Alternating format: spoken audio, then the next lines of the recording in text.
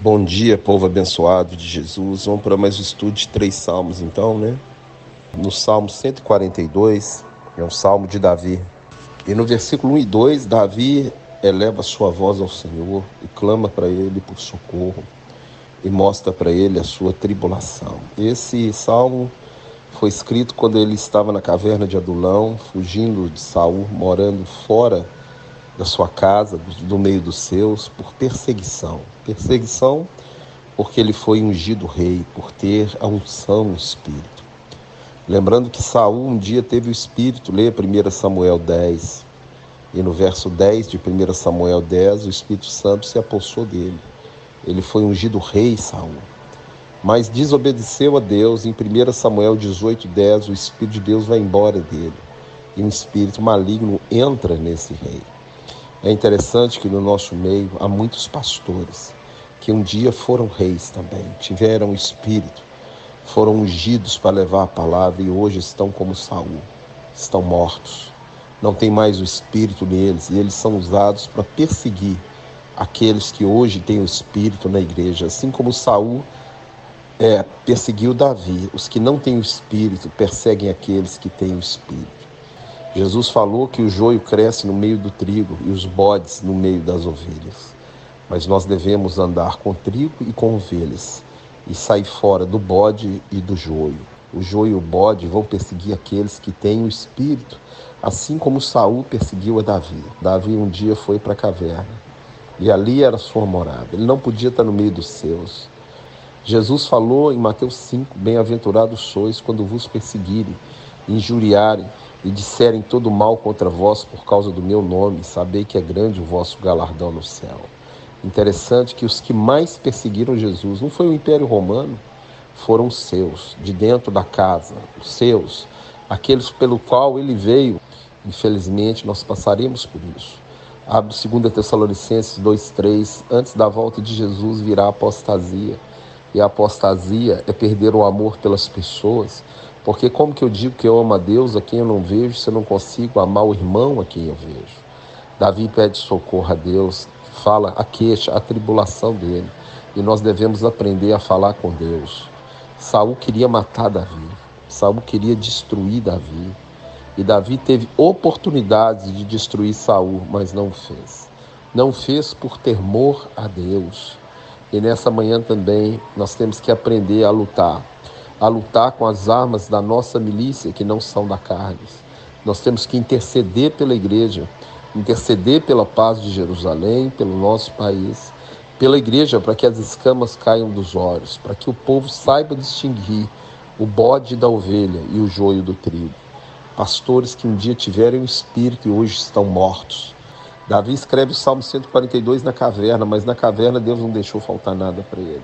Ele e aqueles rejeitados pelo sistema, rejeitados por aquela Israel contaminada pelo rei Saul, aquela Israel que agora já não era mais o Israel de Deus, mas era o Israel de Saul. Muitas igrejas hoje não são mais igrejas de Deus, mas são igrejas do pastor fulano, é o ministério do pastor ciclano.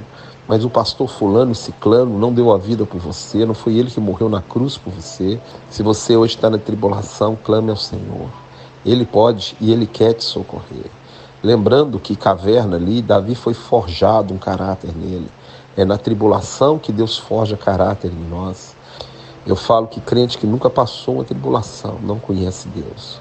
Porque é ali quando tudo te é tirado, que você clama aquele que dos céus ouve a tua voz e atende ao seu clamor, porque Deus é bom e a misericórdia dele dura para sempre. Não abra mão da sua fé, não abra mão do caminho estreito. E se você está como Davi hoje numa caverna, clame ao Senhor. Nessa manhã você deve alimentar da palavra. Então, no Salmo 142, Davi clama por socorro a Deus. No Salmo 143, ele clama pela libertação de Deus. Que Deus possa também trazer libertação na vida dele. E eu quero dizer nessa manhã que o nosso Deus, Jesus Cristo, continua libertando, continua salvando, continua batizando com o Espírito Santo e com fogo. Davi, um homem segundo o coração de Deus, que passou provas.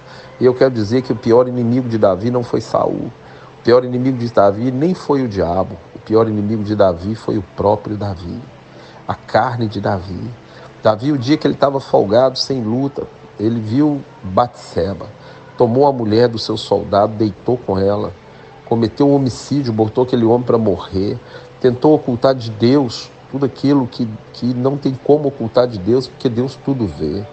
E ali vem uma consequência na sua casa, vem uma consequência na sua família. O Salmo 51, ele pede perdão pelos seus pecados. Deus perdoa o pecado, mas a consequência ela fica. Olha o que virou a família de Davi. Tudo isso que foi escrito para você aprender. Não põe à prova o pecado.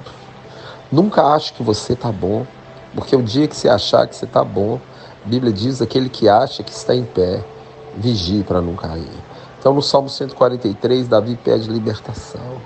E nessa manhã você deve pedir libertação a Deus da sua carnalidade, libertação dos prazeres do mundo, libertação dos vícios. O Salmo 144, Davi fala, bem-aventurado o Senhor que adestra as minhas mãos para a batalha e os meus dedos para a guerra, minha fortaleza, meu libertador. Olha só, Davi dava toda a honra e glória ao Senhor e ele não subestimava que a guerra, a batalha viria. O sol nasce sobre justos e injustos e a guerra em cima do crente ela vem. Leia Efésios 6,12, a nossa luta não é contra carne nem sangue, guerra contra principados, potestades, dominadores. Nós sabemos que poderemos ter aflição. Tem de bom ânimo, Jesus venceu o mundo. Então nós temos que clamar como Davi, bendito seja o Senhor que adestra os meus dedos, as minhas mãos para as batalhas e os meus dedos para a guerra. Em 1 Pedro capítulo 5, verso 8, diz, o diabo, vosso adversário. Lembrando, Jesus não tem adversário. Jesus é Senhor, é Rei dos reis, Senhor dos senhores. Leia 1 Samuel 18:10, um espírito maligno da parte de Deus entrou em Saul com a permissão de Deus. Não há duas forças no universo, a força do universo é Jesus. Em Efésios capítulo 6, de 12 em diante, há uma armadura, o capacete da salvação, a sandália do evangelho da paz, a couraça da justiça, o cinto da verdade, o escudo da fé e a espada do Espírito. É a única arma de ataque, é a espada do Espírito. Use a palavra, a espada do Espírito contra demônios. Use a palavra, use a arma que Jesus usou ali no deserto, quando ele foi tentado pelo diabo. Ele não falou, eu sou Jesus, filho do Deus Todo-Poderoso, mas ele falou, está escrito.